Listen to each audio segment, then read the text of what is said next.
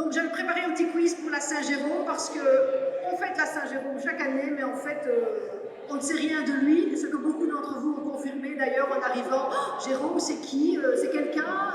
Voilà. Donc je me suis dit, on fait un peu le point sur les connaissances.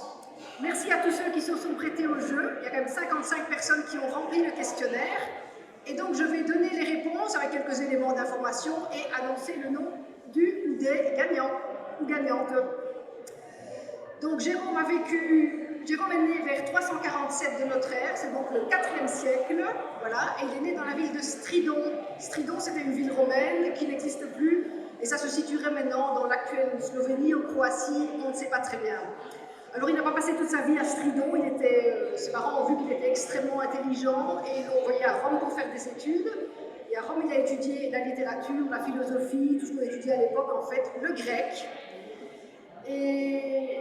Mais bon, son père voulait qu'il fasse une brillante carrière dans l'administration de l'Empire. Lui, ça ne l'intéressait pas.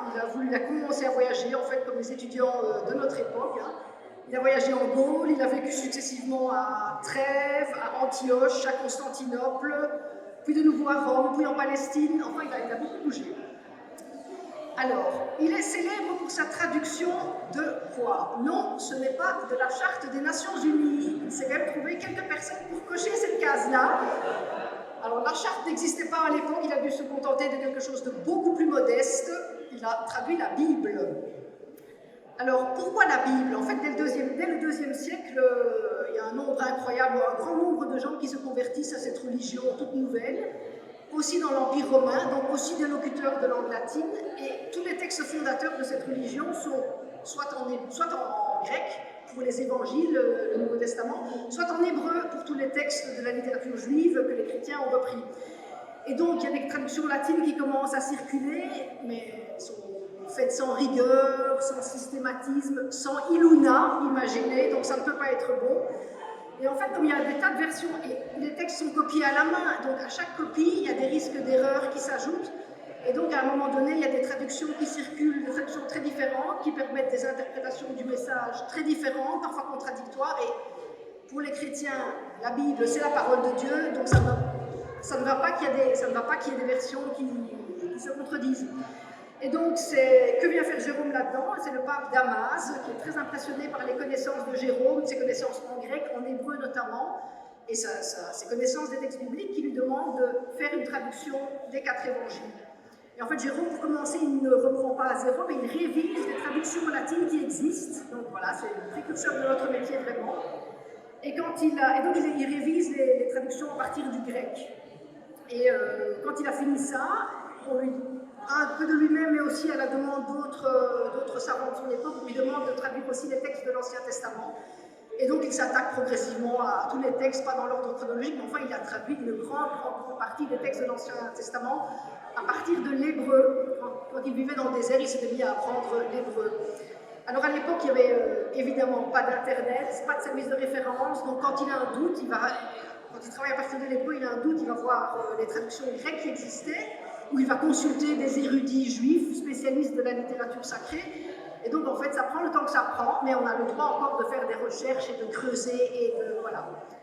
Alors, le livre des psaumes, pour dire à quel point la qualité est importante, il en fera 3 versions. Une première à partir d'une révision de la traduction latine existante, une deuxième à partir de la version grecque qui existe depuis 200 ans avant Jésus-Christ, et une troisième à partir de l'hébreu. Donc voilà, il voulait...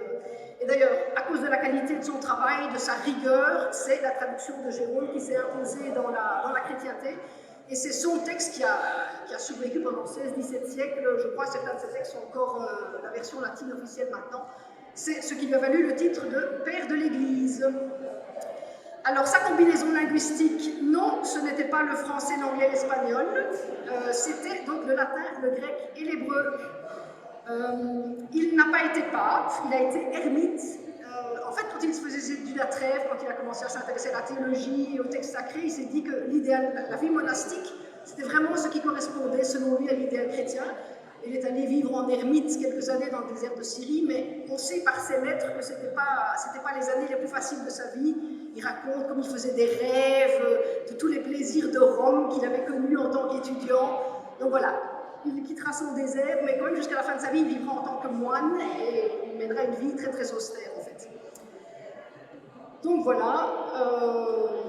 Qu'est-ce qu'on célèbre le 30 septembre? Là aussi, il y avait une question quand même très très piège, hein, mais c'est bien sa mort en l'an 420, d'un anniversaire de personne. Et il est né il est mort en 420 à Bethléem. C'est donc là qu'il a fini sa vie. Il s'était retiré en fait en 386 à Bethléem après la mort du pape Damas qu'il conseillait parce qu'il ne s'entendait pas, enfin, le successeur de Damas n'aimait pas du tout Jérôme.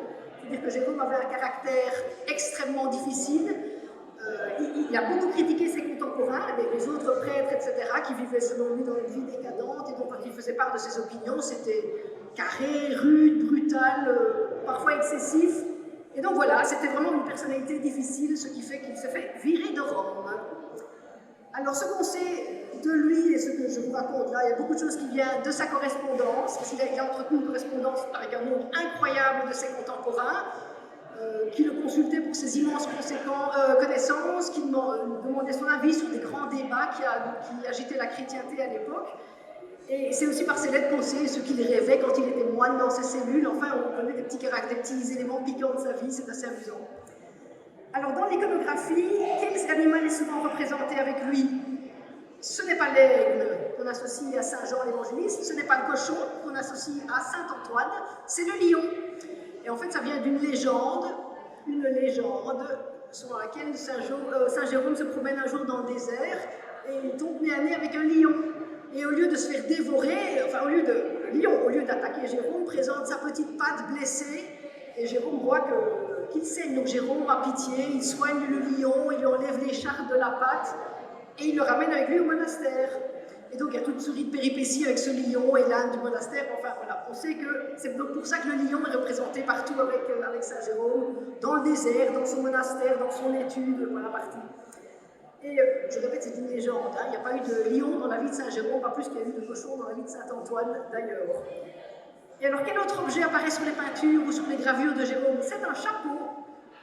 Ce n'est pas un dictionnaire, c'est un petit piège, c'est un chapeau et c'est le grand chapeau rouge de cardinal, ce qui est en fait totalement anachronique puisque le cardinal là en tant que tel a été institué au Xe siècle, donc il n'y avait pas de chapeau de cardinal à l'époque où Jérôme a vécu. Et c'est d'autant plus rigolo parce que sur les peintures, même quand il est représenté comme ermite, à moitié nu, qui prie dans le désert, il a un petit chapeau, un grand chapeau rouge posé dans un coin, alors qu'il n'avait pas encore conseillé le pape, où bien le chapeau est accroché à l'arbre, ou est tout près de la gueule du lion. Donc voilà, c'est un élément un peu amusant. Et donc, Saint Jérôme, c'est notre saint patron, mais c'est aussi le saint patron des bibliothécaires. Pas des interprètes, parce qu'apparemment il était très mal à l'aise avec la parole orale, mais il était complètement dans son élément à l'écrit, donc voilà. Et il est aussi le saint patron des bibliothécaires, et on peut imaginer que c'est parce qu'il aimait les livres, quand il est parti vivre ermite dans le désert, il est parti avec tous les livres qu'il avait déjà copiés de sa vie à Rome. Donc voilà.